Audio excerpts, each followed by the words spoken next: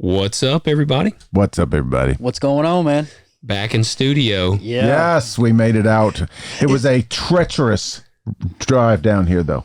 What did anything happen on this drive? It was Sleepy Hollow times 1,000. It was fog everywhere. Yeah. And when it wasn't fogging, it was downpouring. And when it wasn't downpouring, there was still snow on the road on double bridges in that. Oh, yeah. That road's my cursed, gosh. man. That road is cursed. It was Just waiting on you. Can I just say, grueling. too, though, I love this environment way better than doing remotely. I do too. It's so much easier to communicate this way. I know. There's value in both ways. We do what we Yeah. got to do, though, right? Yeah. Yeah, it all works out good. Yeah. Moral of the story is we'll do it regardless. Exactly. That's right. You will That's exactly you will be right. getting your dose.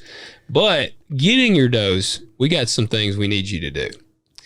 We need you to hit that like button, hit subscribe, and hey, we're on Spotify. You're probably listening on Spotify.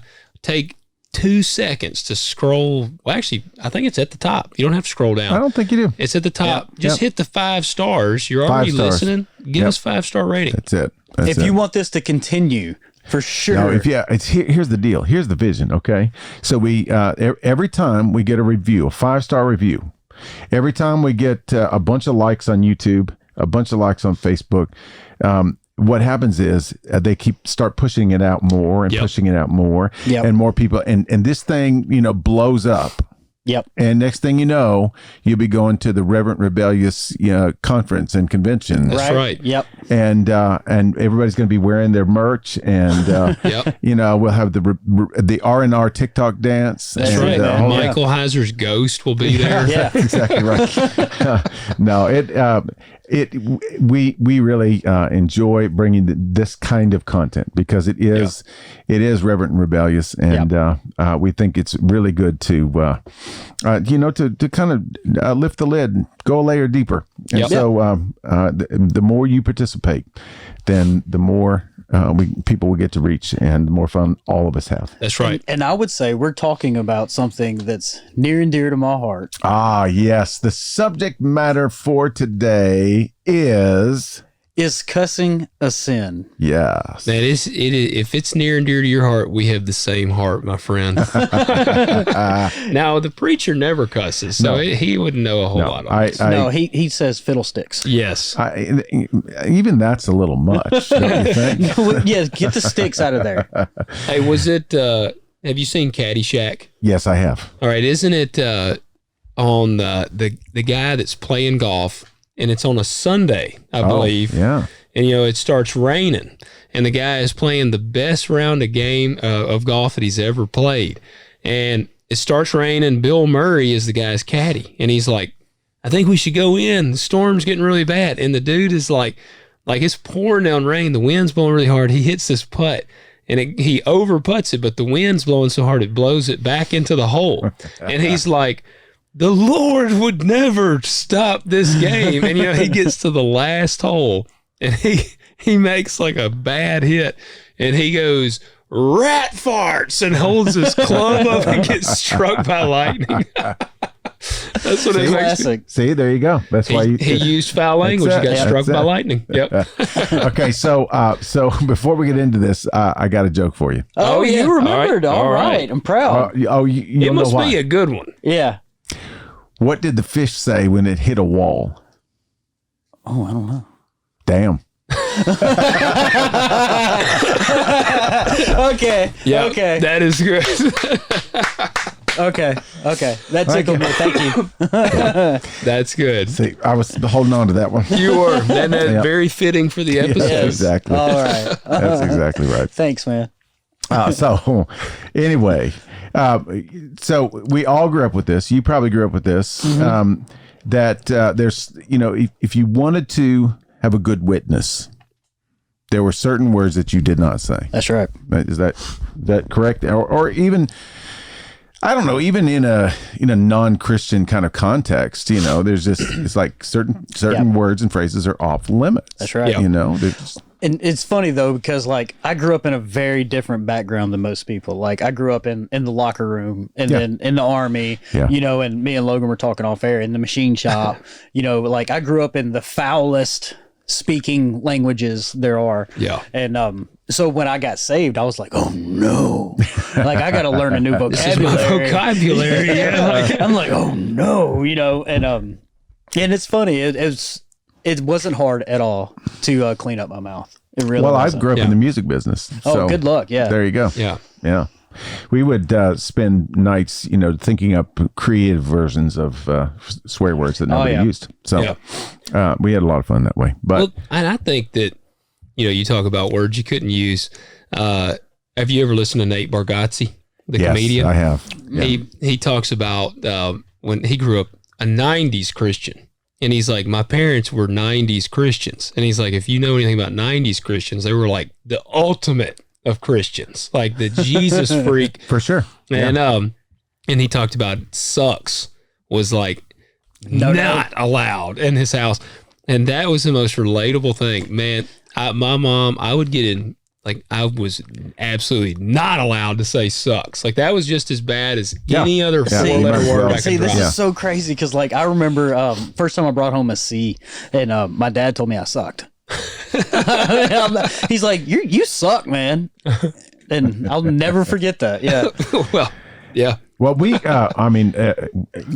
know about my childhood. It was very restrictive, and we couldn't say "gosh." Yep. Too close. We couldn't say "darn."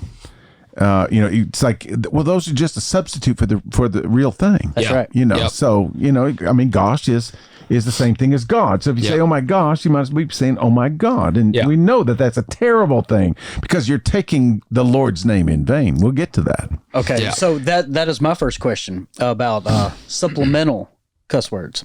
Okay, instead of saying the 4-letter ones, you say "oh crap" or "oh darn." Yeah. Or isn't that at the core still cursing? Heck yeah. I mean, isn't it the same intention, right?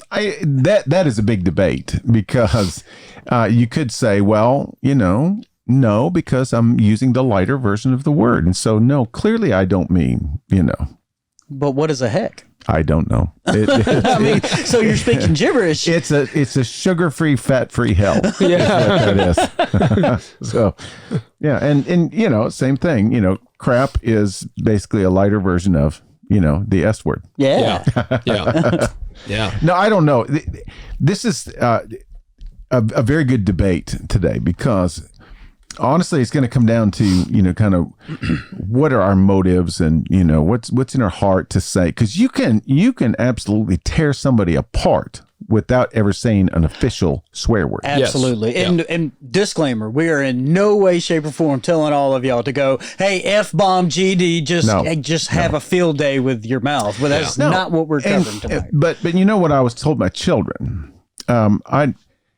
I always told them, okay, so there's certain words that really are pretty irreverent, toward God. I don't even know if I would call them sins, but they're just, you just don't want to be using, Jesus' name that way. Yeah. But the rest of them, they're cultural words. Yep. They would not necessarily be considered swear words in, Brazil or somewhere, but they're impolite. Yeah. It's not good manners to use those in social situations. Yeah. Especially in church situations. It'd be uncouth. Yeah. So we kind of had this sort of categories, of these are really off limits because they're really irreverent. These are just impolite. Mm-hmm. And we just try not to use those. So, maybe I was a bad parent. I don't know. But that's the way we kind of looked at it. Because I didn't want to get into that, the witch hunt, you hear, what did you say in there? And he said, shut up, we weren't allowed to say shut up or hate. You couldn't say I hate. Oh, wow. Because, if any man says that he hates his brother, you might as well killed him, right? Yeah. You just killed your brother. My mom used to tell me to shut up because I'm pissing her off. So here we go Man, again. Yeah. see, shut up was forbidden in my household as well. And no, shut up. Maybe I was broken. See, and I can tell that all that your parents and my parents are like being triggered right now because we just said all the words. My mom in particular. Yeah. Yes. But sucks. And that's what Bargatze talks about. He said his sister he said he had a younger sister that came years later. Oh, and he said she was raised by an entirely different family. Completely, isn't that true? I went to church with a lady, not going to say her name because it'd embarrass her, but she would tell me that she can't stand the F word. And I was like, well, I'm not going to use that. She's like, no, fart. Oh, Lord have mercy. You can't stand the F word, fart? And she's like, yes, I heard my kids say it growing up. I just can't stand it. I wasn't supposed to say fart. Really? No, we weren't either. Would you have to poot? Yep. Poot. Yep. Flatulence? My kids, and I let my kids say fart all the time, and like now they'll go over, when they go over there, my mom will be like, I hate that word, and Levi's like, fart, fart, fart. You know, like, my daughter, I called my daughter a fart knocker. Yeah. And when she was little, she called me a fart knuckle. And so now it's fart knuckle. Fart knuckle. Gotcha. Kind of created your own. And I tell you what, too, growing up, I would be offended if my grandfather didn't call me his pet name. He would always call me Turd Bucket. Yeah. That's what he called me growing up, Turd Bucket, Turd Bucket. And so when he would call me by my name, I thought I was in trouble. Yeah. You know, because I'm like, oh, no, we ain't joking mad now. at me, Yeah, yeah. So. Wow. There's that. So could you say butt?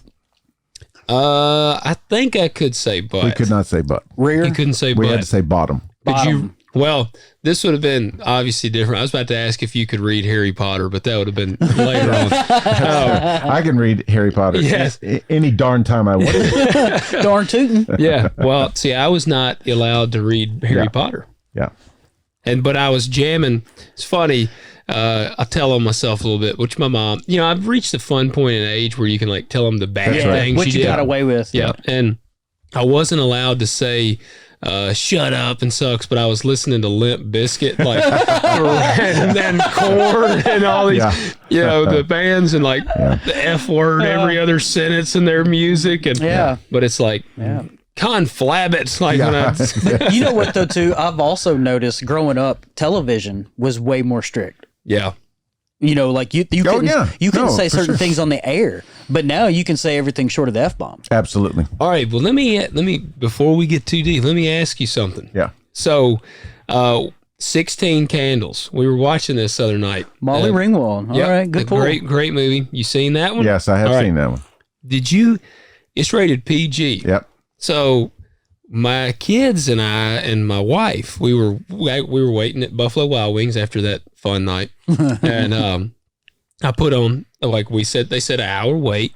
So I was like, well, we'll just watch some Netflix when we wait. And 16 Candles, rated PG, like it's You PG. think? Yeah. I don't remember. It's been a while since I watched it, so I turned it on, and like 5 minutes in, the F word gets dropped, and I was like, whoa! Yeah. And so I'm like, well, it's rated PG. That's got to be it. Man, I'm going to be honest. Like, it ain't 10 minutes in. It is straight up a chick in the shower. Yeah. And I was like, well, this is going to have to be turned off. Yeah. So my wife and I were like, apparently, because TV was more strict, but apparently 80s PG meant a whole different thing than RPG. I've catch myself all the time. I go through and watch like really nostalgic movies. And then I completely forget there's like a total sex scene in it. Yeah. And I'm like, whoa, I don't remember this. My kid's sitting right here, can't watch this. Let's turn on Shrek now. Yeah, exactly. So, let's do a cleansing. It's so crazy though when you go back and watch those 80s and 90s movies, it progressively. I guess maybe that's why the NC-17 and TV-14, they started breaking them down. Yeah, that's exactly right. Yeah. So let's so we had to ask the question: where did our parents and grandparents get these ideas that that certain words were just horrible? The Baptist. Maybe it was. It might have been. I'm kidding. But seriously. Okay, so we'll just run through a few scriptures real quick. Okay. So let's hear Ephesians 4:29. All right, I got it pulled up here. Let no unwholesome word proceed from your mouth, but only such a word as is good for edification according to the need of the moment, so that it will give grace to those who hear. Yeah, so does the word but give grace? What about, it says of the moment. If you use it as a conjunction. But, right. Yeah. Or shut up, or I hate you. No, that's not. I can't make much of a case for that one. I mean, then you get into, sort of the borderline words, like, fart and turd. Yeah. See, that's it. Gosh darn it. That's not wholesome. Who is gosh? I have no idea. Okay, Ephesians 5:4. There must be no filthiness and silly talk, or coarse jesting, which are not fitting, but rather giving of thanks. We need to shut this podcast down. I know, we've done a lot of silly talk. But I'm so thankful for it. So there we go. Check that box. Mm-hmm. What is the verse where it talks about the two springs coming out of the same well? Oh, that's in James. He says, can bitter water and sweet water both come out of the same fountain? Taming the tongue. Yeah. Gotcha. Exactly. And I mean, and those are, he goes into this whole discourse about the tongue. He says that, tongue is set on fire by the fires of hell. Yeah. See, hell. There you go. Yeah. All right. Yeah. I want to say, can bitter and sweet come out of the same mouth? It can. Yeah, I can show you that absolutely, it can. Yes. Proverbs says power of life and death. Yeah. And, and I used to make the argument to my mom and dad, who are both ministers, that if it's in the Bible, we should be able to say it. Yeah. Yeah. And clearly, hell is in the Bible. Many times. Okay.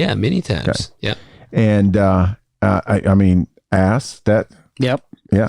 And so if there's the word ass is there, and then there's like a well or a hole they dug in this, so why couldn't you put combine them together? Yeah, I see where you're going. Yeah, if they're close enough in conjunction, I mean, right it would there. be, like in is it in Exodus where if your donkey falls in a hole, there is. You now have one in a hole. Like it's very My ass is in a hole. Yeah. So what kind of hole is it? It's the ass's hole. Yeah. That was the old English. Yes.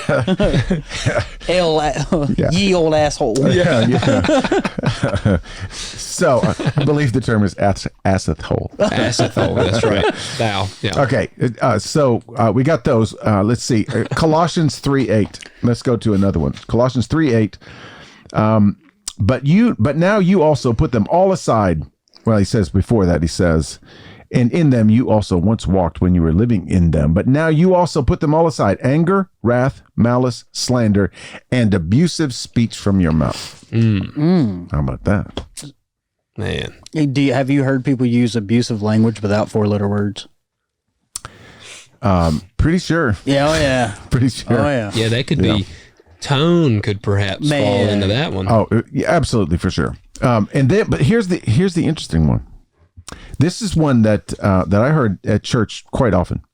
This is Jesus speaking now. Okay, so he says, Matthew 12. He says, "But I tell you that every careless word that people speak, they shall give an accounting for it in the day of judgment.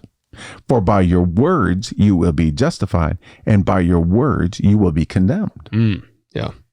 Now that's a little bit bone chilling. Yeah, it is. Because I've said a lot of careless words. Mm-hmm. Yeah. A lot of, but I guess we'd have to kind of drill down and see what he means by careless word. Yeah. But here's the interesting thing about that. In the 2 verses before that. That's what I was going to ask. Is what precedes this? Yeah. Okay. Who uses context? Come on now. Yeah. Why? He says, he's talking to the scribes and the Pharisees. Yep. Who are giving him a hard time. And he says, either make the tree good and its fruit good, or make the tree bad and its fruit bad, for the tree is known by its fruit. And he looks at them and says, you brood of vipers. How can you, being evil, speak what is good? For the mouth speaks out of that which fills the heart. You sons of snakes. Sons of snakes. That's exactly what he calls them. What would that be equivalent to today? Shut up. Yeah. No, I mean, son of an evil animal. Yeah. What could that be? Like a vicious animal.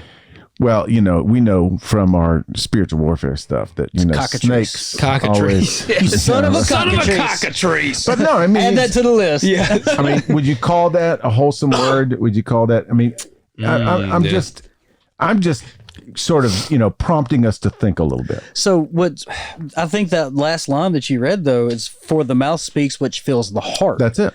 And like we can all say we've heard people cuss and not meaning it in a demeaning manner. Yeah. As social conversation.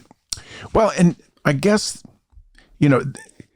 cuss words, swear words, they're so cultural in nature. Yeah. Because like I said, something that we would consider offensive here or potentially a dangerous word would not be an offensive word somewhere else. Yeah. It might not even be a word, So there are certain euphemisms, colloquialisms that we use that are very offensive or could be construed that way. But then there are others that's like, okay, well, what's the difference between poop and the S word? Yeah. It's the same. Means the same thing, right? When you're that Jesus said, looking at that verse that I read, Ephesians 4:29, because it says in here. So I'm curious on this. It says, only such a word as is good for edification according to the need of the moment. Right. So in the need of the moment, is that how like Jesus could be like, you sons of snakes, and like, but it's in the edification, the need of the moment. Jesus often spoke to his adversaries on behalf of the people who were listening. Mm-hmm. So it would be very edifying to them. Yeah. It really would. Yeah. Because Jesus is the only one with the spiritual authority. I thought you were going to say the only one with the cojones to say that. The only one with the bean bags. He means hacky sack. Yes. Yes, them chairs you sit in, yeah. Anyway, I think in the moment, in the context, it seems deserving. So, yeah. I just don't get too worked up about it. Yeah. Because I honestly, the F word is very offensive to me in a lot of contexts. It's not that I think it's an evil word. It just doesn't sound good. I mean, on the other hand, back in the day, we used to think, that in some situations, that's the only word that'll do. Yeah. And I really believed it. And I find myself in situations where sometimes it still seems where like you the don't best give option, right? Yes. Where you don't give a? That's right. Yeah. Yeah. But so I generally don't get too worked up about it. I don't get too bothered with it in movies or comedy routines unless it's just over and over and which is modern comedy today. It is. And then it just gets offensive to me. Yeah. It just really does. But then you're cussing for cussing's sake. Well, and I feel like when you get to that point where it's like, we were talking off air about Kevin Hart's, like one of his newer stand-ups, and it's like either GD or the F word every single sentence. And I'm like, man, are you struggling that much for words? Like, you need better material. And sometimes people use them to express a point. Yeah. Where to express a certain emotion. Could they use other words? Yes. But when they're using it to express an emotion, it's more like I can kind of understand where they're coming from more, as opposed to you're just saying the F-bomb because you just want to fill space. Yeah, exactly. Yeah, it's a filler. In my mind, I love people who are creative enough with words that they can find alternatives that are really just as effective. And do you have a list of these alternatives? No, not those kind. Not the good ones. I was gonna say, what's some good alternatives? Okay, so we're gonna have a little bit of fun with this because this takes me back really to my upbringing. Because, and honestly, we would not have been able to say almost any of these words, but these are the top 15 Christian cuss word substitutes. Okay, let's get this rolling. So everybody who's watching right now, if you feel a little convicted that maybe you've been using too many swear words, you can use any one of these at any time. Guilt-free. And you can, cuss. Let them roll. Okay, so number 15, dang. Dang. Joe Dirt. Dang. 14 is darn. I was not allowed to say Close that. seconds. No. I wasn't allowed to say dang. darn. No. Gosh dang it was like, you might as well. Yeah. I mean, that's the soap. The you soap's just coming burned a cross. They just basically walked in. Right, yeah. Okay, here's a good one. 13 is shoot.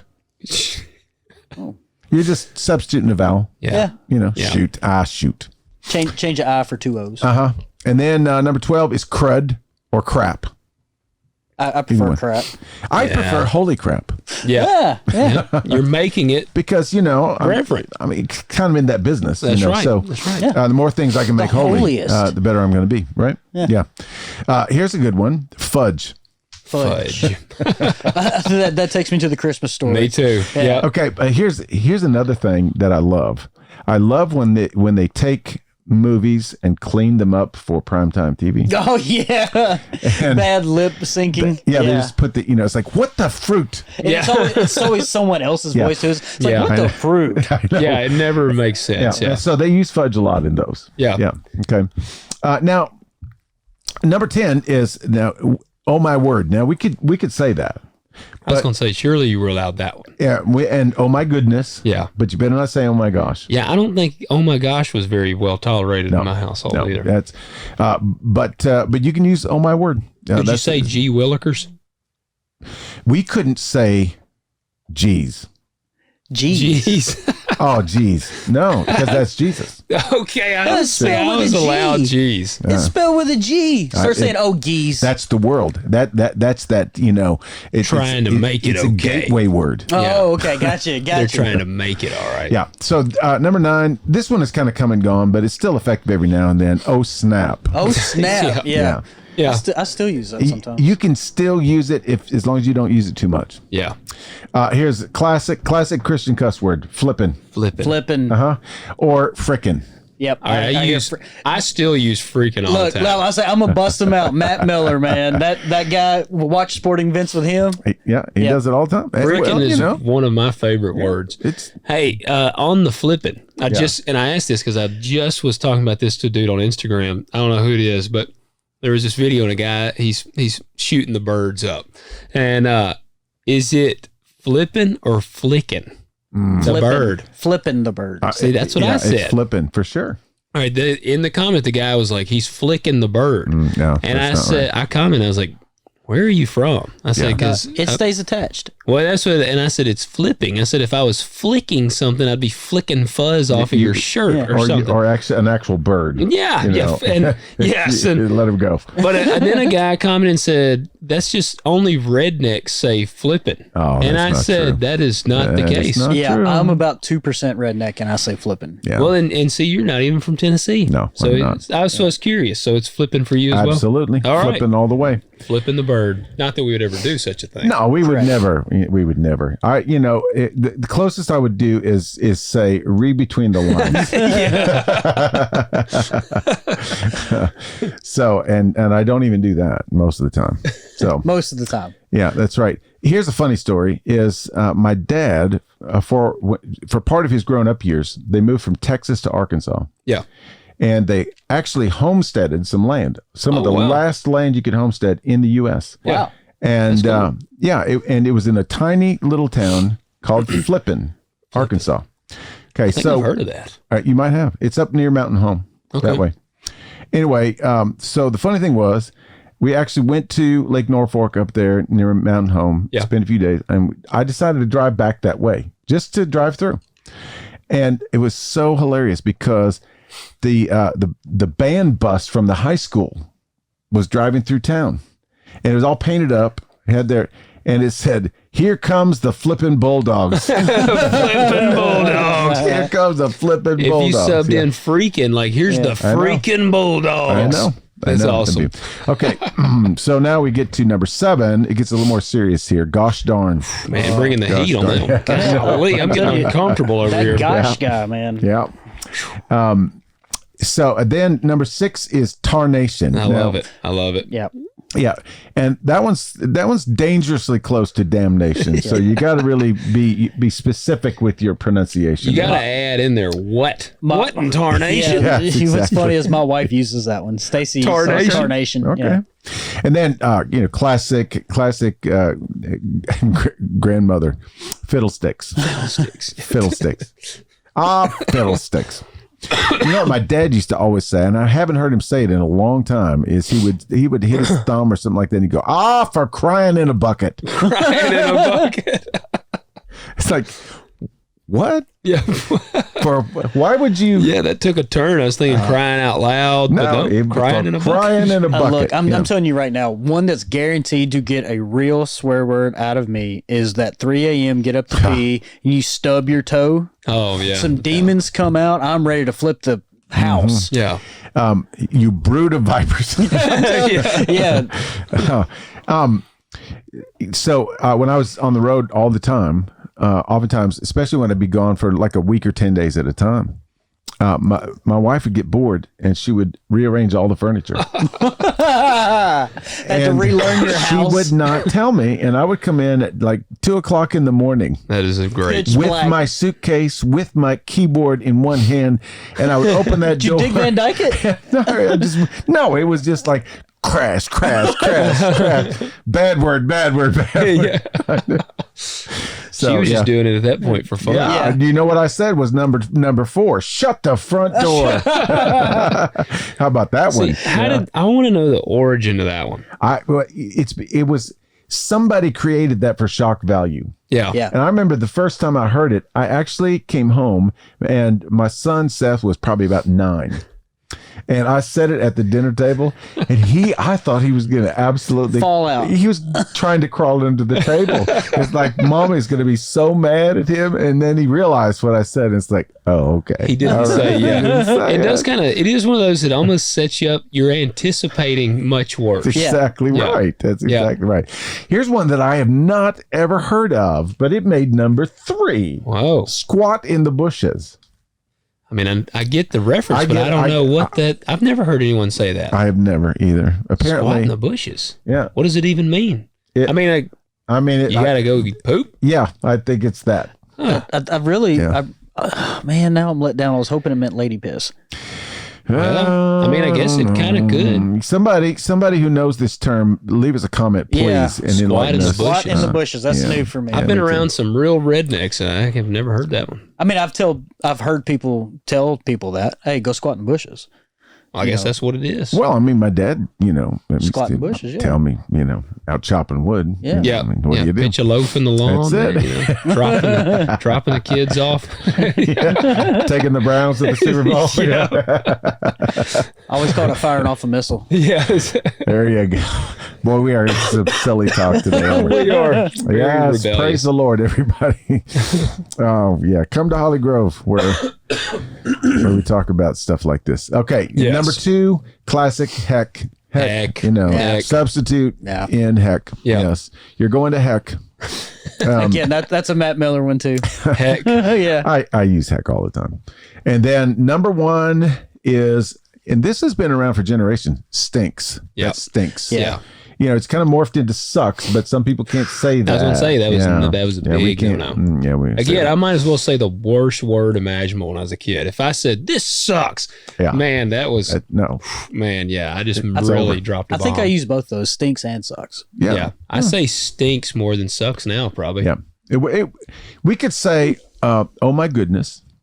We could say, that stinks. Yeah. We could certainly say fiddlesticks. We couldn't say shoot. No, couldn't say shoot. Yeah, I That's think about it. darn was not forbidden. No. I don't think I was allowed to say darn. I could not. No, that was it. Okay, so have you ever made up your own swear word? I don't know. See, he said, didn't he say Farfignugan Yeah, in there? yeah, he did. We watched the Tim Hawkins clip before. It was pretty funny. For some reason, I don't know where I heard that, but I used to say Farfignugan some when I was a kid. All right. But I think I used to think that I somehow made it up, and then I heard other people saying it. Are you talking about alternative curse words? Yes. Made up? Well, yeah, just if you sort of made up your own one and Oh, yeah. I used to say snickerpuss. okay. You know what it means? No. Neither do I. Okay. It just There you sounded go. good. Just, yes, good. There you go. So, yeah, that's going to be the actual question of the episode. If you've ever made up your own swear word, Comment that below. comment And if it. you yell out, we heard on this thing that someone would say Bob Saget. Yeah. What celebrity name do you call out for Oh, swearing? man. Yeah. Bob Saget is that is actually one I used to use, and there was a video God rest his soul. I think he passed away. There was this guy who was called Tourette's Guy on YouTube. Yeah, I remember the Tourette's Guy. Yeah, he would go, Bob Saget. He would scream it. And so that I've used Bob Saget. I'm going to start using Tom Hanks. Tom Hanks? Yeah. It's a good bloodline. That's not bad. It's not bad. Tom Hanks. Yeah. See, I can't do it. It'd be weird. My last name's Hanks. Yeah, that would be. I'd feel a little conceited. Yeah, that would start saying Forrest Gump. Forrest Gump, yeah. Okay, so, but did you know that there are actual curse words in the Bible? Yes. I did not. I thought there was nothing bad at all in the Bible. I know. It's a very clean book. It is. No, it's a very real book. Yeah, it's raw. That's that's the interesting thing, is because even though the Bible contains poetry and wisdom and history and narrative, commentary, rules for life, it does not leave out sort of undesirable things. Yeah. The Bible is R-rated. Yeah. In many places, it is very, very R-rated. Yeah. For sure. I mean, my favorite story of the Bible would be very much like if you made a true depiction of my favorite story of the Bible, then it would be rated R. And that is Samson's story. It's my favorite. Gosh. Between the women and the like gore, it would be R-rated. We talked about this during the Halloween episode, like Noah's Ark. There would be dead bodies floating everywhere. I know. And we put that and we paint that on the nursery. Yeah. Just need some, we need some like bloated bodies floating around in the water. That is, and they'd be giant bodies. Right? Yes. Wait till them things burst. Okay, so here's 1 Samuel 20, verse 30. King Saul is getting mad at his son Jonathan because he covered for David while David snuck off home. Yeah. And Saul wanted to kill David. And he said, we got mad at Jonathan for not letting him kill his best friend. Yeah. The nerve of that. I know. How could you? Dadgummit. There I go. Dropping a bad word right here. Right Look there. at that. Didn't even notice. Okay. So this is God's version, King James. Okay. Okay. Yeah, the most holy. The only version there is. Can't mess with the thee or a thou. Yeah. And it says, then Saul's anger was kindled against Jonathan. He said to him, thou son of the perverse, rebellious woman. How about that? Thou son of the perverse, rebellious woman, do not I know that thou hast chosen the son of Jesse, which is David, to thine own confusion and unto the confusion of thy mother's nakedness. So he basically called him a son of a whore.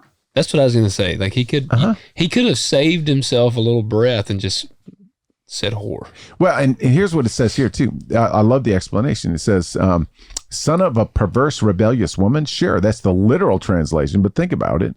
Saul's really angry, shouting at his son, but the English translators sort of seem to be beating around the bush here. What Paul says here is a colloquialism. It's something, it's sort of a slang word, right? Oh, no, see, now you're meddling because now you got to go making sense of scripture. I know. It says in Hebrew, it's quite vulgar. Modern English has a very similar colloquialism with an equivalent meaning. Saul is basically calling Jonathan a stupid son of a B-word. Well, there you go. I actually like, you son of a perverse, rebellious woman. Like, it takes a lot more effort to say that. Do you know what Snoop Dogg does with his laundry? No. Bleach.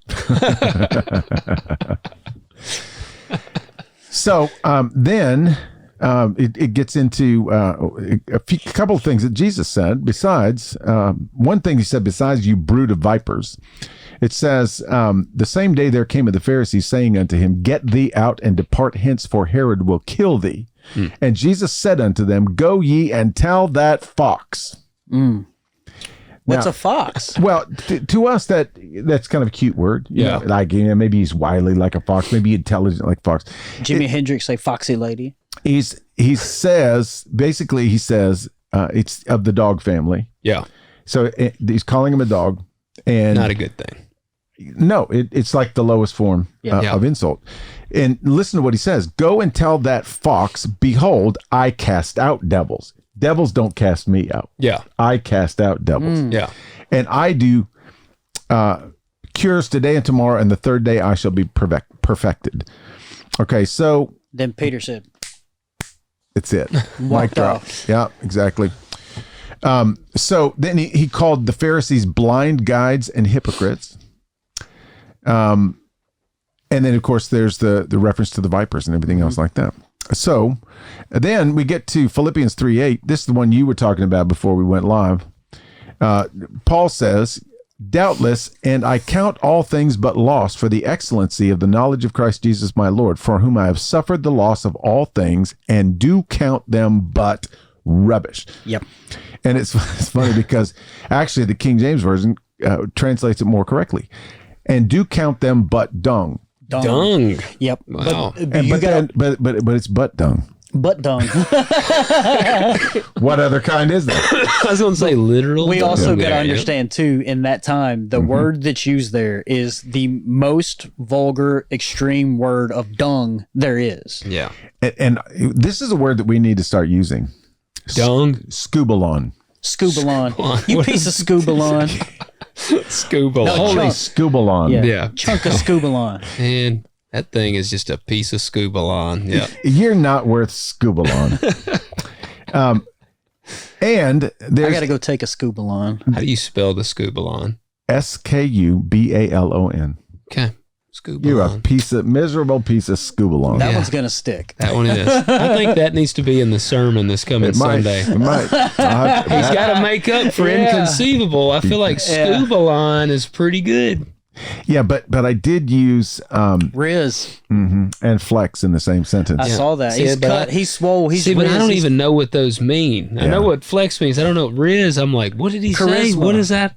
It's charisma. Yeah, he's got charisma. He got Riz. Yeah, but see, Brother Peter, we said this Sunday. He's so hip. He is the hippest of the three of us. I know. What does that say? He teaches us words. Yes.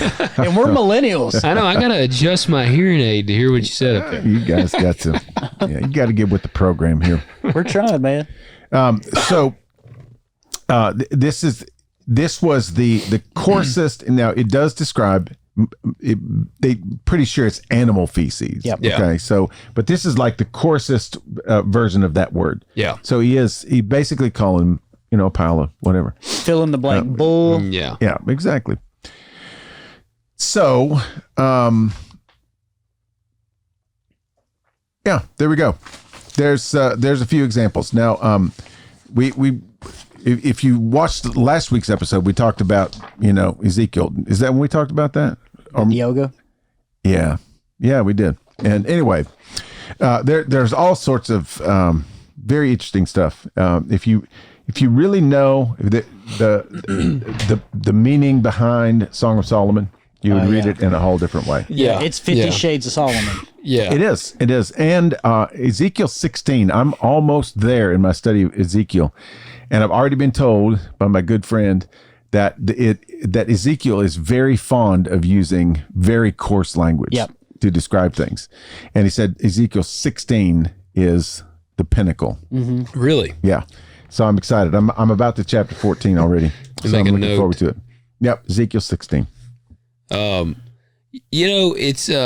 one of the things that's kind of interesting to me, and I know we'll get there, but this one thing I think, and I shared this with y'all one time before.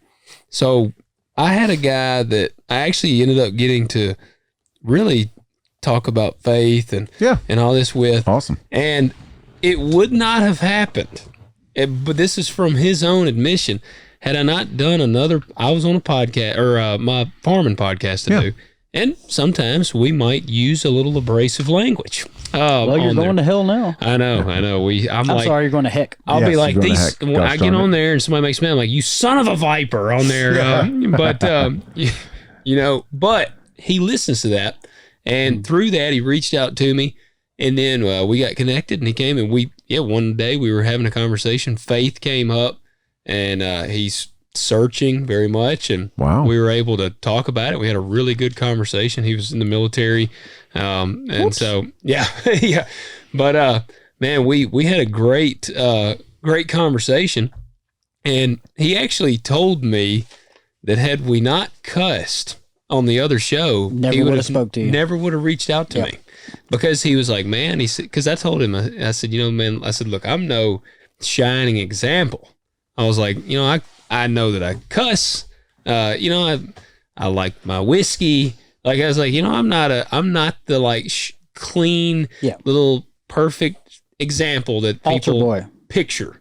And he was like, man, honestly, if you were like that, I would have never reached out. Isn't that funny? Well, I'm going to go ahead and burst a couple bubbles. We were talking about the Song of Solomon. We're talking about Paul using the word rubbish. This might be shocking to a lot of you. The Bible was not written in English. It wasn't written in Latin. It wasn't written in Old English. It was written in Greek and Hebrew. And a little Aramaic. Aramaic. Yeah. So we have to take this back to understand the meaning and context of this time period. Okay, so... Yeah, we do. And here's the thing, too. Here's one of the greatest proofs that the Bible is exactly what it says it is. It's not only historically accurate, it contains truth that was basically, inspired directly from God. Right. Yeah. And the reason that that we can really trust it and know it's true is if you were to make up a religion, you wouldn't put any of this stuff in there. If you were to make up your own religion and then write your own story about your own religion and put yourself in the story, you wouldn't be the one that was the absolute jackwagon and deny your savior. That's right. Yeah. I mean, you just never do that. Yeah. And there's so many examples in there, like the premier figure in the New Testament is the Apostle Paul. And he says, I'm the worst sinner of all, know? Yeah. And he says, in fact, there's this one thing, I don't know if it's a sin or a condition or, something that I can't get rid of. Yeah. I don't want to do it, but I do it. I want to do it. I do the things I don't want to do. And you just wouldn't put that stuff in there. Yeah. And how many epic fails do we see all the way through Scripture? Abraham was an absolute wreck. And you know what's funny too is I think that comes back to this no swearing thing. Yeah. Is it a good idea to try to have a clean mouth? Of course. But if that becomes another box we can check. I didn't call that sucker a piece of. I called him a turd, a darn tootin' idiot. But here's the deal too is dropping the S word every now and then. Such a horrible thing when other people are not doing that, yet they are gossiping and they are ripping people apart behind their backs. And that's been my word of the year. That's the word that the Lord's given me this year is intention. Yeah. What is your intention? Where's your motive? Where is your heart at? Why are you saying this? Why are you doing this? Why are you thinking this? Yeah. That's where sin lies. Yeah. And I think that some of these New Testament verses that Paul has written, I think that's more what he's talking about. Yeah. Because he talks about it in the same breath as slander and gossip and malice. Yep. Malice, that's wishing harm on somebody. Yep. You know what? It makes me think of the same thing when we talked about like alcohol. When people are like, "Oh no, you can't drink alcohol," but they eat extra helpings of dessert. They might err on the side of glutton, but there's a problem with alcohol. You having one drink because then they can check that box. Well, I don't drink. Lord bless this food to the nourishment of my body. Yes. Big Mac. Bless this 2,000 calorie diabetic meal to you. Oh man, But yes, and that's where I think cussing. Man, I don't know. I just want people to be authentic, be real. I completely agree. And honestly, if you're just impolite all the time, stop it. Yes. Just don't do that. Yes. I mean, you're not going to HE double hockey sticks if you say a bad word. Yeah. But if you habitually just, if you can't go in the grocery store and have a conversation with somebody when there's like women and children walking by and you got to be dropping the F-bomb, you need to check your language a little bit. And here's the other part of it, there are instances now in your case, you use cussing is an evangelistic tool, right? That's right. Apparently. That's what I tell people now. Right. Like, if I clean mine up, I won't get to share my story. But would you share Jesus? Would you say this, that our faith is not a rule list, it's a relationship, and that if that relationship makes you bitter and angry or judgmental on other people, I know, maybe you should go revisit your relationship. And just like with all of these taboos, every single one of these counts. If it causes somebody to stumble, don't do it. Causes an unbeliever, to be confused, you have total control over that. Yep. Yeah. And you should know exactly what your context is at all times. And who'd have thought doing that, it's not about you. It's about the way other people receive it. Absolutely. Who'd have thought that it's about other people? It's funny, actually. I think you can go, there's two extremes almost. Sure. You can have the like you said, the person that's just filthy language all the time. And you can have the other person on the other end that's like, I never say a foul word. Yeah. No foul word. Yeah. And to me, both of those do equal damage. Yep. Because I mean, like with my buddy that I was talking about, if I was like I don't talk like, if I had that holy roller thing, you would have been authentic. Never would have got. And that's my thing. It's like, just be authentic. And I think that's why Paul was the greatest evangelist in the New Testament, is because people would be like, Paul, I'm jacked up. And he goes, me too. Yeah. Let's figure Remember this when out. he said, I figured out how to be all things to all people, so that by being authentic, I might win a few. Yeah. Yeah. And I'm not going to win everybody, but you're not going to win a few. Yes. So with all that being said, I want to dig into this commandment a little bit. Oh, here we go. Yeah. Because this is, so when you read that commandment, okay, Exodus 20. Do not take the Lord's name in vain. Okay, I got a funny thing to say on this when we get rolling into it good. But here's the interesting thing about it. There are a couple of interesting things, okay? So it says, you shall not take the name of the Lord your God in vain, for the Lord will not leave him unpunished who takes his name in vain. Yeah. That's the rest of it. Yeah. Okay, so you got kind of, double whammy right there. Yeah. And think about this. This makes the top three. Yep. I mean, it's in the top three. Yeah. So first is, you shall have no other gods before me. You shall make no graven images. You shall not worship them nor serve them, and don't cuss. Yep. Yeah. So do we really think that's what he's talking about here? No. Because would he be more worried about that than adultery and murder? Let me give you a spoiler alert, because Jesus kind of sums all this up. Yes, he does. Because Jesus takes the 10 commandments and he tells us what they are. Yeah. The first half of them are about our relationship with God. Mm-hmm. Second half is about our relationship with each other. Yeah. And Jesus says, love the Lord with all your heart, mind, body, soul, and love your neighbor as yourself. And that's what this is about, is your relationship with God. Yeah. So, given that, what the heck does he mean? So what is vain? Well, that's what we need to figure out, because we've always been taught taking the name of the Lord your God in vain is using God's name in a profane way. Yeah, I've always heard God doesn't need a dam because Jesus walks on water. That's it. Well, that's good, because I don't give one. So good. That was quick, man. That was quick. Quitty. Yes, it was. So I'm gonna go back. We've got a little bit of time, and so I'm gonna go back all the way to the kind of the beginning of this episode. Mm-hmm. And so, what do we see? We see the Israelites in slavery in Egypt. Okay. Yeah.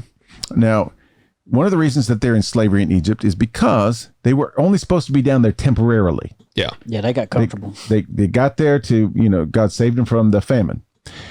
Ultimately, they were supposed to, go occupy their land again. They didn't do it. And so now they're slaves. They've been slaves for 400 years. Mm-hmm. Yeah. So God calls Moses. He meets him at this burning bush, right? Okay, you can read all this. Yeah, go ahead and read in Exodus. But what happens at the burning bush?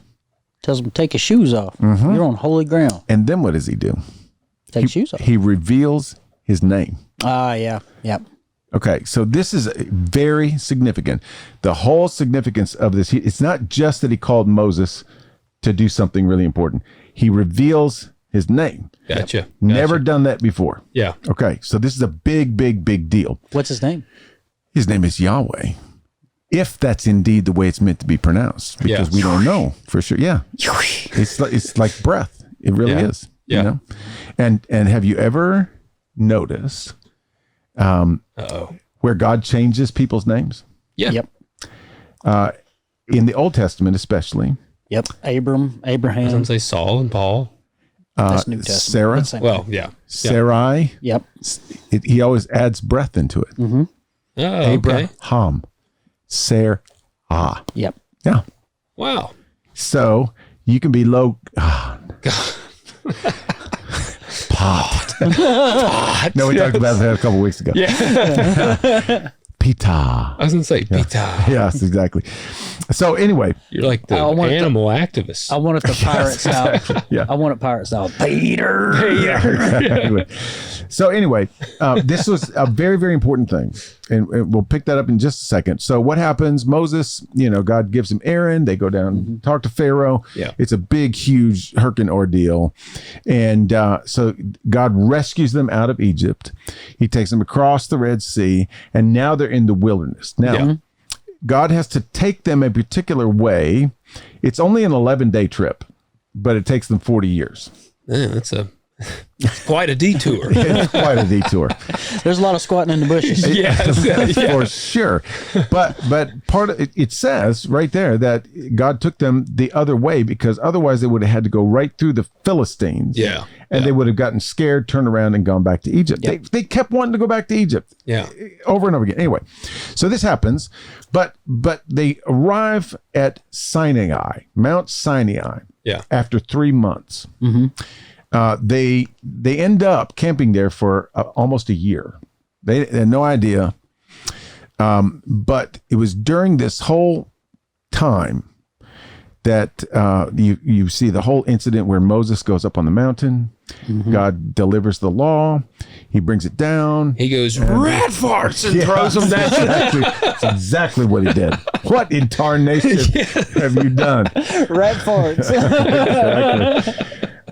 But here's the interesting thing. When they finally worked through all that, the golden calf and all the stuff, and they ended up with the law, right? Yeah. Okay. Yeah. So the law was on 2 tablets. Do you know why the law was on 2 tablets? It was too long for one. No, that's not true. Because there really was only, the law was not, they made 2 tablets because in the ancient times, when they would, sort of connect with their God, and the God would download some sort of information, they would make 2 copies. Oh, okay. And they would put one in the temple so the God could see, and one in the temple, the other end, so the people could see. Gotcha. And that was to keep their God honest, so they could remind their God what he had promised. So when things weren't working out the right way, look at But this. what God says is, I'm putting this on 2 tablets. You put both of them right there because we're both together. You don't have to remind me about anything. Yeah. That was very, very symbolic. Gotcha. Okay. So in the meantime, it says God calls them Segula, my treasured possession. This is God telling them this. Okay. It's also translated, you're my beloved. Now, it's interesting because we see the 10 Commandments, especially. Now, there are a total of 613 laws. Yep. But it was the Big 10. Okay. So this is the Big 10. And it's like, okay, so Moses comes down off the mountain and he starts spitting rules. Okay, here's what you're not going to do anymore. But the interesting thing about it is what we think is so constrictive and so oppressive. It says that Moses loved the law. Yeah, the people loved the law. They, in fact, it says that Moses says something to the effect of, "Oh, all the other nations are going to be jealous of us because of this law." Yeah.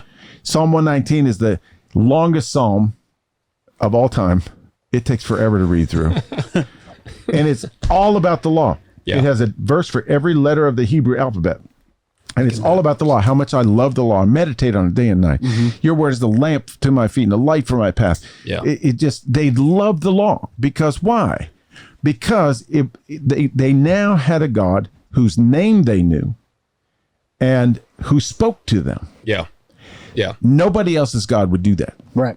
Everybody else's God was mysterious. They had other people that worshiped other gods, were so intent on figuring out what their gods were saying to them that they would do animal sacrifices, and they would cut the animal open after the fact and examine its liver, like looking at tea leaves.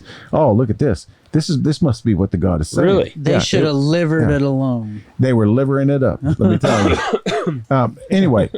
They were the envy of the other nations because they had a God who had a name. A name. And that God spoke to them. This was a huge deal. Okay, so all that to set it up that the law was in place because their God loved them. Yes. They were his beloved. Just like when you send your kids out to play on a playground, you expect there to be a fence around it. Yeah. So that your kids just don't go off willy-nilly. Well, that's what I was going to say. Ultimately, the law is for their protection. Safety net. Yeah. But here's the other thing about it. Now, we always think, okay, well, Judaism, being an Israelite, that's a monotheistic religion. Mm-hmm. But it's not. It is monotheistic is you believe that there's only one God. Yep. They knew that there were many gods, but it was which one were they going to worship? Yep. They worshiped the one true God who revealed his name to them and then spoke to them. Yep. Yeah. That is a huge, huge, huge deal. Okay. So when we kind of fast forward and everything, we see this kind of culture coming out of the law, and you see cursing and swearing in the Old Testament. But it's not the cursing and swearing that we think about. Right.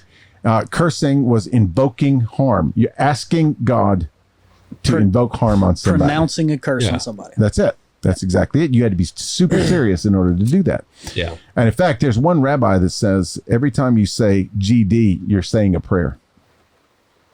It's true. Yeah. When you think about it. Well, now I have used it literally and meant it on my plant. I was planting, and that's what I reached my boiling point where I literally, when I was like, I said it hoping to see a lightning bolt come down. What if that sucker imploded as soon as then we say, praise God. Yes, praise God. I would have. I'd be like, I got insurance on it. But no, I mean, I have reached that point where I'm like, literally, I want that thing to be exactly damned. Right. Like, I want this planter to go to hell. Yeah. Didn't Jesus pronounce curses on the Pharisees when he did the woes on them? He sure did. He absolutely did.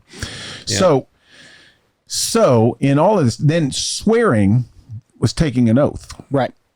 And if you took an oath before God, and you broke it, you were sinning. Yeah. That was a sin. Even if the oath was not between you and God, it was between me and you. Really? If God was present in the whole mix. Someone says, I swear to God. And if I violate it, I've sinned. Gotcha. I have to go do a sacrifice now. Yeah. You know. So that's cursing and swearing in the Bible. So that is clearly not what is being talked about in Exodus 20. Right. In fact, you shall not take the name, the word take is very important, and the word vain is very important. Yep.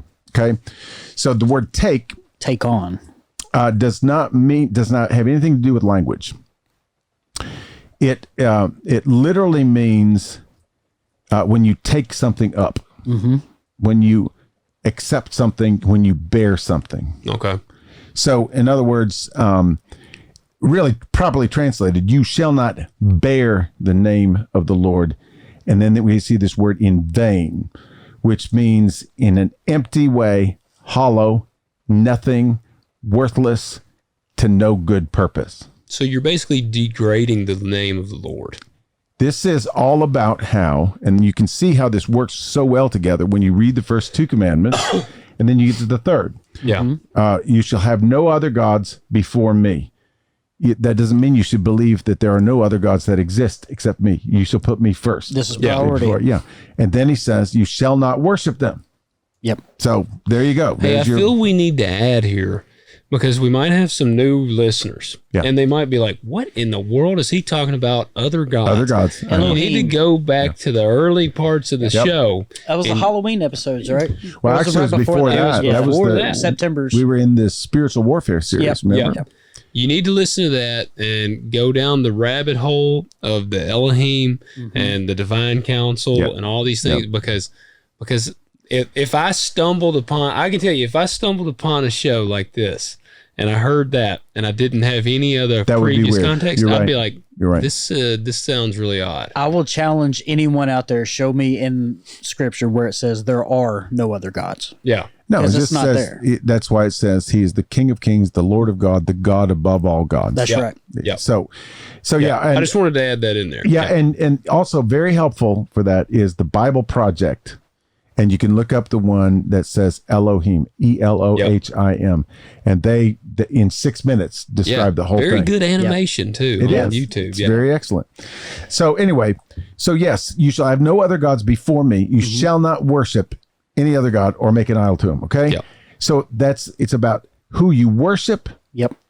And then it's how you represent me. Yeah. Yeah. Okay. So I want to unpack this just a little bit. I know this is in my notes somewhere. In fact, it might even be on the very first page. I bet it is.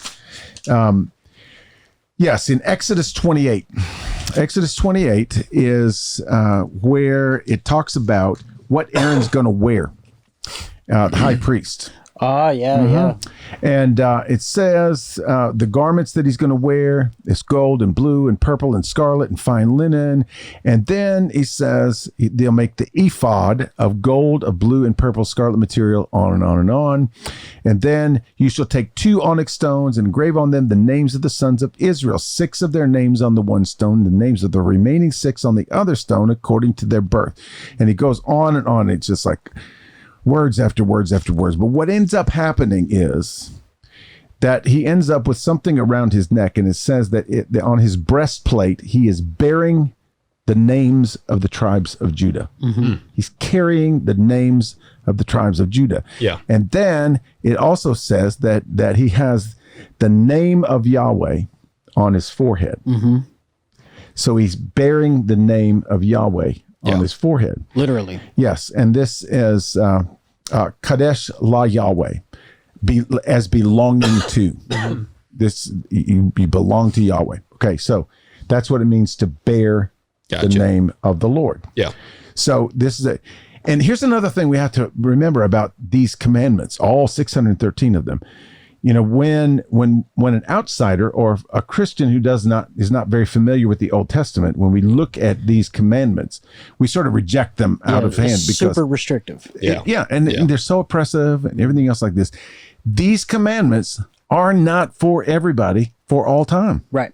These are house rules. Yep. For Israelites, and we can learn a lot from them. Yep. It's not that we should not study and follow, obey the 10 commandments in our own context, because there's all these timeless truths we can pull out of it. But when we're talking about these, all the rules about, well, Pat, if your ox falls into a ditch, I'm bound to come back. Yeah. So let me know. Text me if that happens. Yep. Don't eat shellfish. Because that's very shellfish of you. Or the pork. Or don't eat all the shellfish, because that would be shellfish. And the 2 types of garments and all these different kinds of things. Okay. So these are house rules to keep them safe, to stop them from hurting each other and themselves, and also to keep them holy before God. To keep the line pure so that the Messiah could come through the line. It's the whole thing. And we talked about this a couple of weeks ago in Confession and Repentance. The sacrifices were to cleanse you, to decontaminate you, to make you qualified to occupy sacred space. Yeah. Okay. So when it gets to, I need you to know who you're worshiping and worshiping only, and I need you to pay attention to how you represent me in the world. Yep. So this was for Jewish people to represent the God who knew them and who spoke to them and who knew their name. Yeah. So that's what it actually means to not bear the name of the Lord in a worthless manner. So, Pat, what do you think that means for us today? I was just going to ask you, what do you think that looks like today? Okay. And I will tell you. Well, and before you do, Logan, would you say that you have met what I call posers in the faith? Oh gosh, yes. Yeah, I mean 1 or 2. Yeah, and I mean, I'm sorry, I might be blunt about this, but yeah, I've met a lot of poser Christians. It's like, you come to a building and you wear a T across your neck. You don't have a cross. Yeah. I've met a lot of posers. Yeah. Yeah. Yeah. I always think about and then talk down to you too. Yep. Well, and I mean, to be fair, and there's lots of posers in the music business. And there probably are a few in the military too, aren't there? Son, what you said.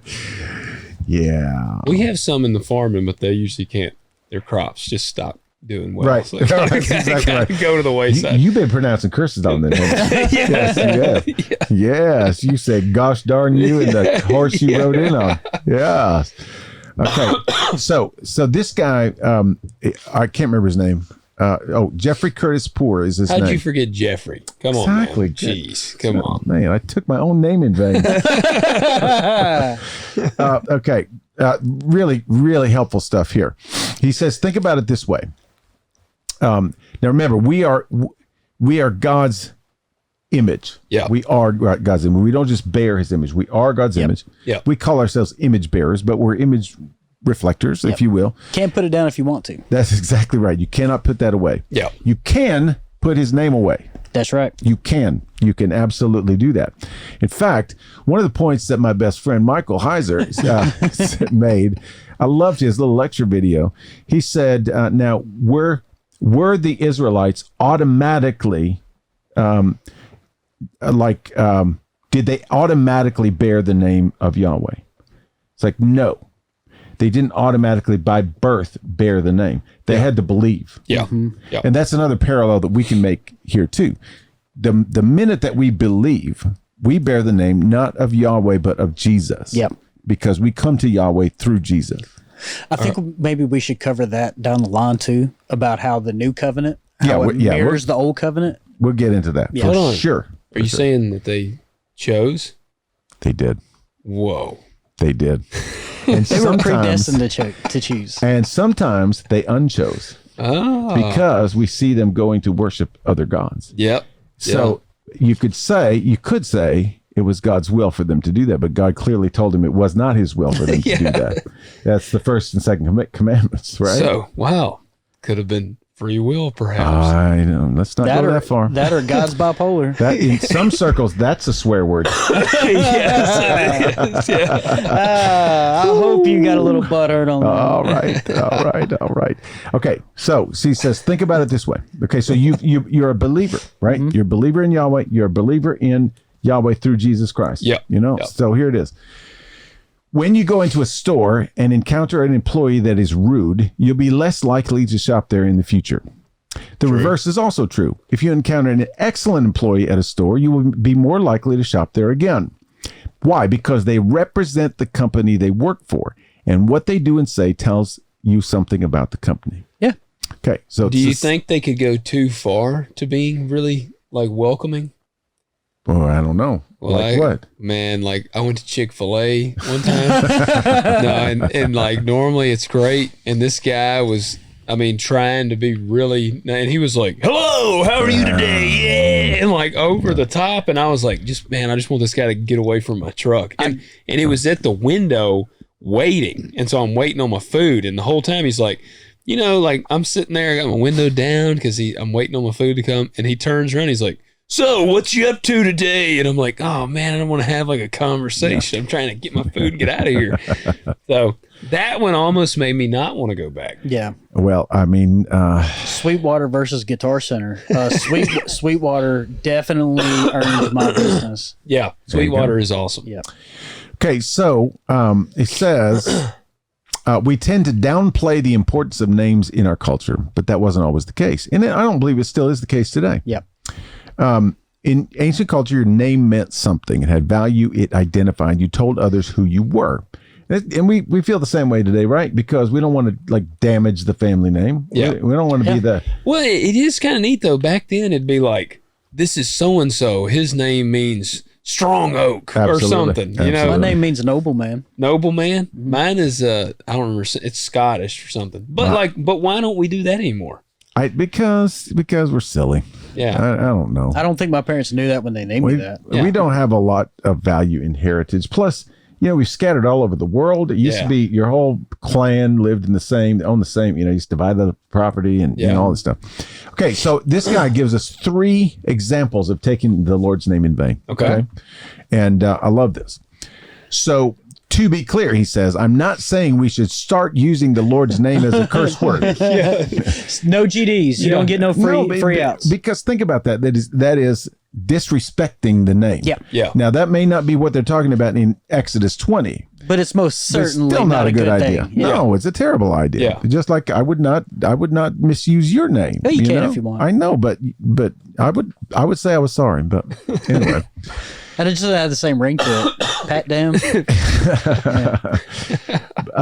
but he says rather, I think the real warning for us goes beyond simply not saying OMG. Okay. OMG. Yeah. So here's way number one that we can be taking the Lord's name in vain, and that is using God's name for your own gain. Ooh, son. And that doesn't have to be just financially. I would say for power. So I'm thinking of like Joel Osteen. This is the first I'll drop example a he name. uses. Yeah. I'll drop his name. There you I'll go. use his name in vain, Joel. How about Looking at you. How about the guy who has the last name Dollar, Yeah. Yeah. Yeah. Yep. Yeah. or the guy Kenneth Copeland who has 5 private jets? Oh man, that guy is terrifying. He is horrifying. He gets crazy eyes when you ask him about things like that. Filthy rich. that one shit. He got some I know. demons. I know. Okay, so it says an extreme example is a TV evangelist who promises God's blessing if you just give them your money. Yep. But it's not limited to preachers. We take the Lord's name in vain when we take advantage of others for our own gain. Take advantage of others. It's another image of God, right? Yep. Absolutely. Yeah. Yep. So let's say someone defrauded dozens of people in your name. You probably wouldn't take too kindly to that kind of abuse of your name. No. Same thing with God. Yeah. Don't defraud people in the name of Jesus. He says, I've seen Christians manipulate friends, family members, significant others, and co-workers in God's name for their own gain. We've had something similar like to that happen locally not long ago. Yes. Yeah, we sure have. Me and Pat been over here. Yeah, well, we Cutting had that. Yeah. Yeah. And it wasn't me, okay? No, we're in good standing. Yes. At Yeah. least We right were now. talking off air about how we have the capability for certain violence. And so he's still here. So he's good. Yeah, Yeah. exactly. Yes, I've survived this far. So if I can survive double bridges and these two people, I'm You're okay. doing all Yeah. right. Yeah. Okay, so here's another second way we use the Lord's name in vain. Using God's name to justify your actions. Ooh. Yeah, how about that? He says marriages have ended, business decisions have been made, and life choices set all in God's name. Many throw out God's name out as a trump card of sorts as to why their actions must be accepted or are right. I'll just tell you one right now. God will never call another person's spouse to be your person. Yep. True. How many times has you I have see heard that that. kind of stuff? I have heard it. It's God's will for me. Yes. Because, this is the 11th commandment. God wants me to be happy. To be happy. Yeah. Yep. Mm. Man. Dang. So much stuff. So many things have fallen due to happiness, the I know. quest for happiness. I know. And the Bible Project podcast last night, they're doing this whole series on the Sermon on the Mount for a whole year. And so they spent one episode on one word, and it was the word blessed. And it's so good because we say we want to be happy, but what we really want is to be blessed. Yeah. Yeah. And so it's like, do you want to be happy in the moment, or do you want life to be good for you? Because that's what blessed really means. Yeah. And so we're talking about the law here. Why did they love the law so much? Because it provided them a framework to live a blessed life, to live a productive life. It wasn't about being happy. Yeah. And so, basically it's using God's name to justify a sin you don't want to stop. Ooh. Yeah. Ooh. Yeah, I don't want to stop that. Why don't you just be honest with God and tell him you don't want to stop that? Yeah. And see what he has to say to you about it. Yeah. Okay. So anyway, when we justify our actions for selfish or sinful reasons, that is carrying the Lord's name in vain. And Yeah. can we also, just aside, that is incredibly arrogant to justify what you want to do in the name of God. It's incredibly arrogant. It absolutely is. Yes. Yeah. And I'm a lot of things, and I can be cocky at times, but I'm not that ballsy. I'm afraid to, honestly. Right? I've made enough mistakes in my life and suffered the consequences. Yep. I So you ain't got the bean bags for it, huh? I sure do don't. not. Yeah. We'll just leave it right there. That's rubbish. Scuba Yes. Okay. So, and here's the third example, and this is very good as well. And that is actually cursing the name of God. Okay. So he says taking God's name in vain is more than just not saying OMG or using it as a curse word. Okay. God's much more concerned with what we do in his name, not necessarily with his name. Yep. Yeah. Okay. So, and that doesn't mean we should just throw God's name around any way. We already discussed that. But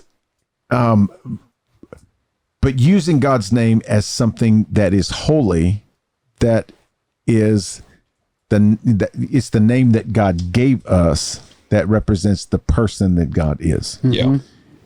Here's an interesting thing. Why did Jesus tell his disciples to pray, "Our Father who art in heaven, hallowed be thy name"? It's because God's name had been misused and misrepresented. And it's like Jesus is saying, no, we're going to reclaim this. Yep. Yeah. We're going to reclaim the holiness and the otherness of God's name, because God's very particular about his name and he's very jealous about his name. And so I think there's other shades and other nuances to this whole idea of carrying the name of the Lord in vain. But those I thought were some really good, just practical sorts of examples and ways that we can think about it. But when it comes right down to it, it's kind of like what our parents wanted for us. They wanted us to have a good witness. Yeah. And they might have been a little bit freakishly overboard in doing so, but I do think that their Intentions were good. yeah, and also, I mean, let's face it, our human family name. Who wants a wayward kid bringing shame to the whole family, right? Yeah. And if you do a little bit now, you're going to do a little bit more later, and that's the whole logic. Yeah. Whether it works or not is for another day. But let's see. Oh, we're just about getting to the end. Just a few little things that I jotted down that I found to be pretty interesting. The 10 Commandments were actually not originally called commandments. They were called the 10 words. The 10 words. 10 words from God. So let's see. Is there anything else? Well, I get that. So what would you say? Since we're kind of nearing the end, a lot of times I kind of go for the yay or nays. Yeah. I mean, I'm trying to think of the best way to even to pose the question. Is it okay to swear? Is it okay to swear? Yeah. You want my view on it? Yeah. It's based upon your attention. Okay. Yeah. And maybe even your situation. That's right. I do not think. I think that there are ways you can take any words too far. I think all words matter. I think we should always speak things that are edifying and uplifting and encouraging, all those kinds of things. I don't think that I'm going to Hades if I trip over the sofa and just that one word just seems to be the right word for the right occasion. Just finds its place. Yeah. Well, and I'll give another context too. You ever been into an argument with your spouse and they say, "Well, I love you too." Oh yeah. That wasn't very sincere. Oh no. Yeah. Miss Karen would never say that. Right. Well, Stacy will tell me in a heartbeat. You know what I mean? No. But I think all of our words matter, and I do think we can do. I'm a firm believer in what James has to say about it. You can honestly say what we would consider a swear word or an impolite word in a very lighthearted way. Absolutely. And you can also say "bless your heart" in none in a go to hell way. Yes, exactly. I've heard my aunt, bless her heart. I have bless her heart. Bless her heart. I've heard her cut people down in the nicest way possible. Yeah. I mean, just say all the right words, but make you feel about that tall. Yeah. I know.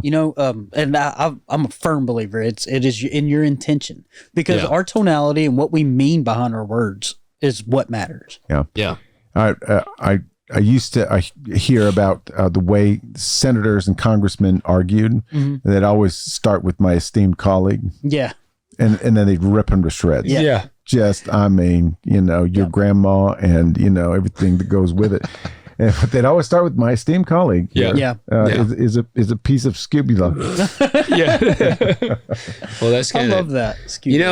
I'm kind of the same. I mean, look, I've said on here many times, if there's one of the biggest things I struggle with, it is my language. Yeah. Like my tongue will cause me to like fall or whatever so many times. And my language, man, it's but the other side of the coin is kind of like you said, intention. Think about what is your intention.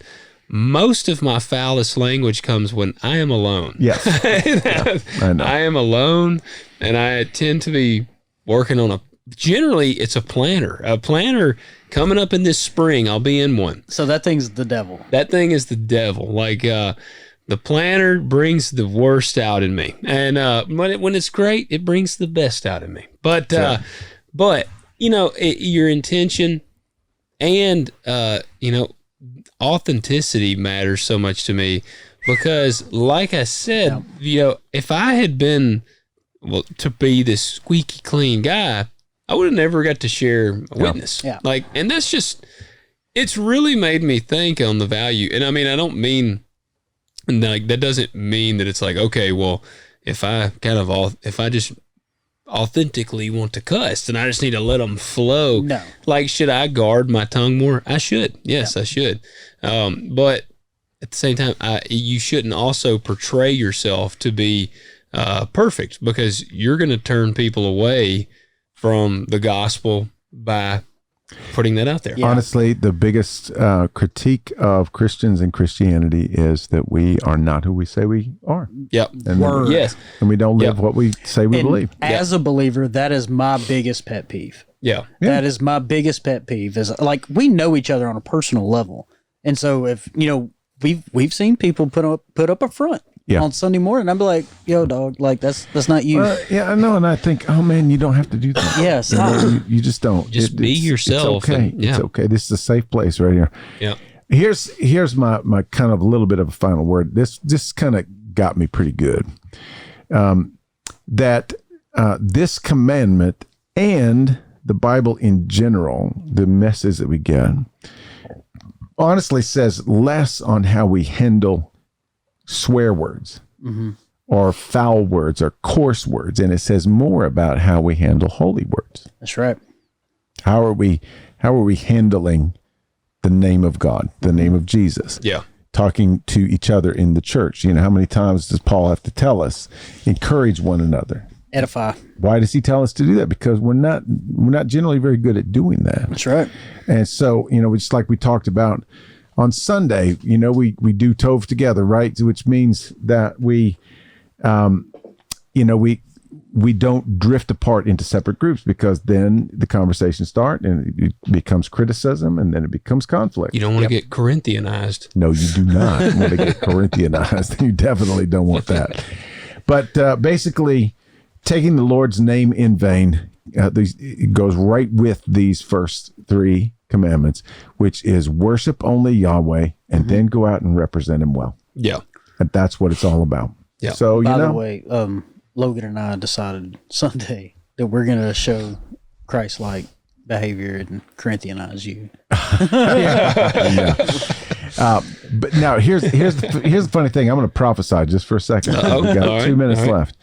What's going to happen here is somebody's going to be listening to this and they're going to see, I could say whatever in the world that I want, and then you're going to get convicted. Yeah, because that's what happened to me. There is consequences. Yeah. And you're not going to enjoy saying those words nearly as much as you did before. That happens to me. Because like I said, that is a struggle, and that'll happen to me, and especially doing podcasts. Because there's recordings of me saying foul language, and they're out there. It's funny, you'll get mad and cuss, and then get mad because you cuss. Yeah, later on, I'm like, man, I shouldn't have said that. I know. But I do that all. It doesn't have to be cussing. I do that all the time. I'm like, man, I probably shouldn't have said that. But it's like, well, I said it.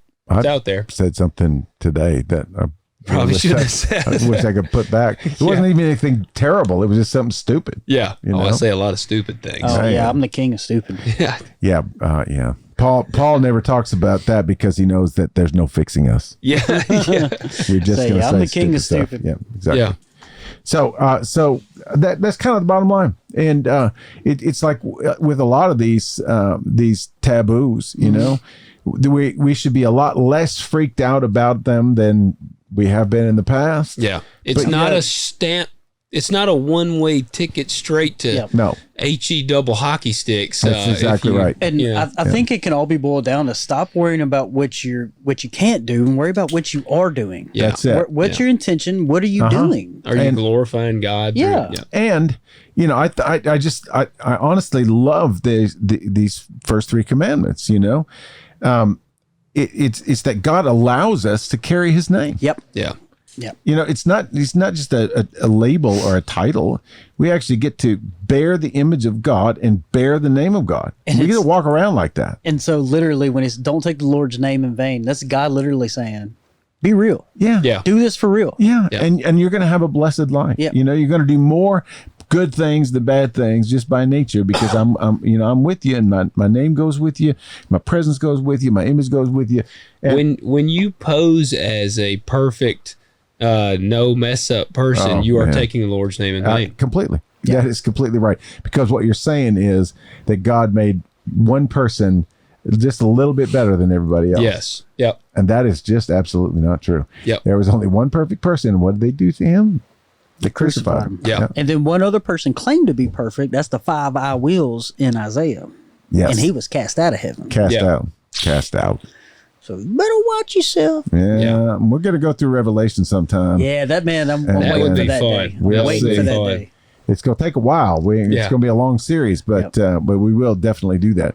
And we'll see what happens to the man who said the 5 eye wheels at the end of all time. Yeah. 'Cause that's not good. He does not. And that's always been something encouraging. I think we can leave that with leave everyone with this. It's the devil will try to tell you what your life is like. You suck. You're this. You're that, and the third. No matter what, we know the devil's in. We know Satan's in, and so you could literally tell him, "Go to hell. This is where you're going to end up." Yeah. That's it. We already know this. Yeah. The devil will accuse you. God will convict you Yep. because the devil wants to send you away, Yeah. but God wants you to draw you to Himself. Yep. That God wants you to be with Him. Yeah. That's all there is to it. So, Yep. so whatever you do, whatever the heck you do, gosh darn it, And you should be convicted to click like, click the thumbs up, leave us a review, comment what is your personal made up swear word. We want to know. We do want to know. flip the frickin' like button. Yeah, is it flick it or flip it? Flip it. I don't Flip know. that like button. Yeah. Leave us a review. Like I said, comment below. Do all the things, and we'll Shut catch the you. front door. Shut the front door. We appreciate y'all and we love you. We're going to be back with another taboo next week, and it will be just as interesting as this one was, maybe even more. So, Oh man. click all the buttons, connect with us, talk with us. You know, you can say that you are around in the very beginning. Yep. Yep. And Yep. won't this be fun? All right. Have a great week. See y'all later.